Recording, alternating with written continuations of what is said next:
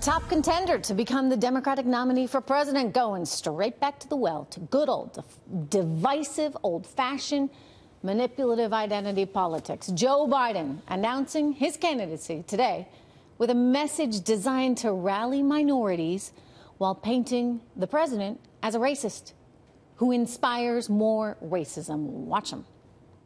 In August of 2017, we saw Klansmen and white supremacists and neo-Nazis come out in the open.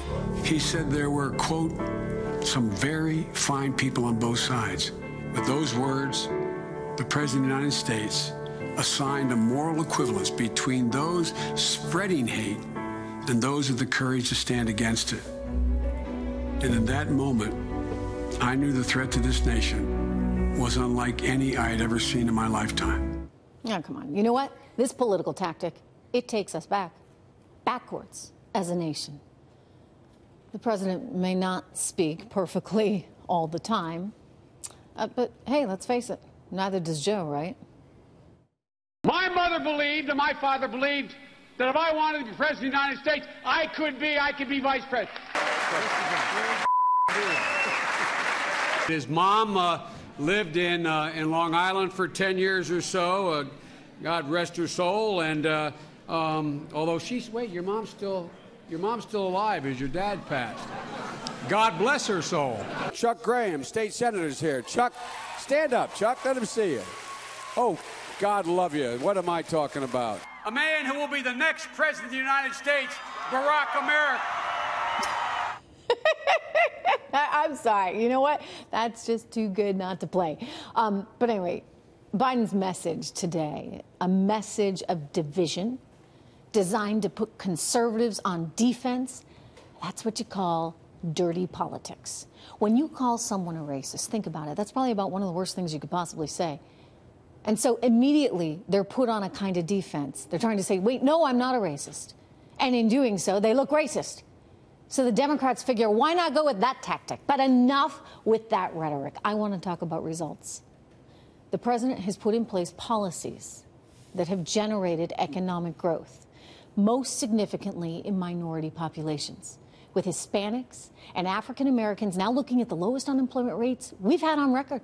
And women, we're looking at the lowest unemployment rate since 1953. Now, I'm not saying racism doesn't exist in this country. It still does. And there's plenty of sexism, too.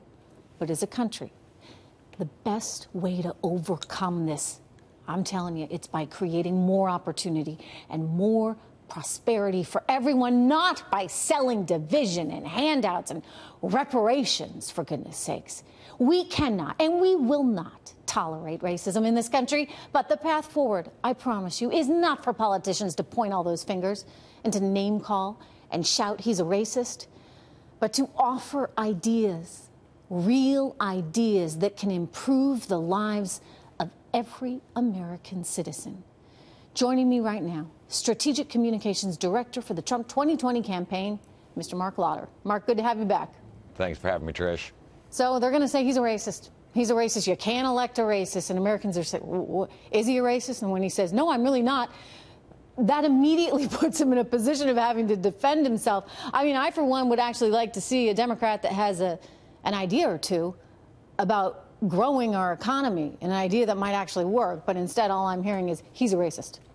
Well, and it's important to note that entire segment is built on a lie. It's something that's widely been debunked and taken out of context over and over again. And here's the important part. It really doesn't matter that Joe Biden got into the race. He's just one of 20 right now. But whoever's going to come out on the other side of that primary is going to face a President Donald Trump who actually created manufacturing jobs, 500,000 of them, whereas under the previous 8 years, we lost 200,000 manufacturing jobs. It's because of the leadership of the president. I know that the former vice president thinks he connects with blue-collar America, but this president brought blue-collar American jobs back. That's what he does. Today, the former vice president held a fundraiser, apparently, with a giant union buster.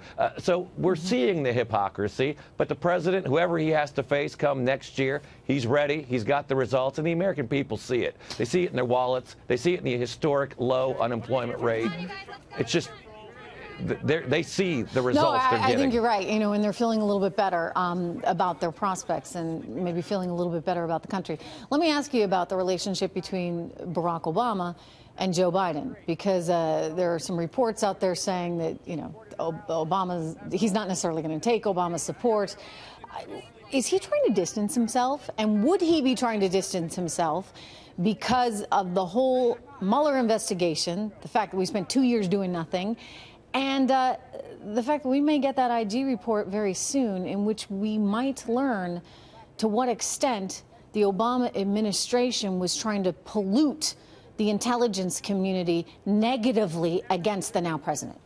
Yeah, I'm not going to ascribe any motives to the former vice president. That's up to him. But really, it would be smart for any of the Democrats not to seek to run on a third Obama term. It didn't work for Hillary Clinton. It's not going to work in 2020, because let's remember, in 2016, the voters turned away a third Obama term, and not just by somebody who promised Obama light. No, President Trump promised to dismantle the Obama agenda. He's done it, and that's why our country is so strong. So that might be a reason there for distancing yourself, because you know that, that was 8 years of nothing. I mean, nothing. 1.8% annual economic growth. No, thank you. Right? I mean, no economic growth. And by the way, a more divided country. And that's what I blame him for, because he went in there supposedly to unite us and left us in a much more divided spot. So I hear you. So why would Biden want to campaign on any of that? Absolutely. Plus the weakness on the foreign stage. We're now leading again in the world. It's a pretty clear choice.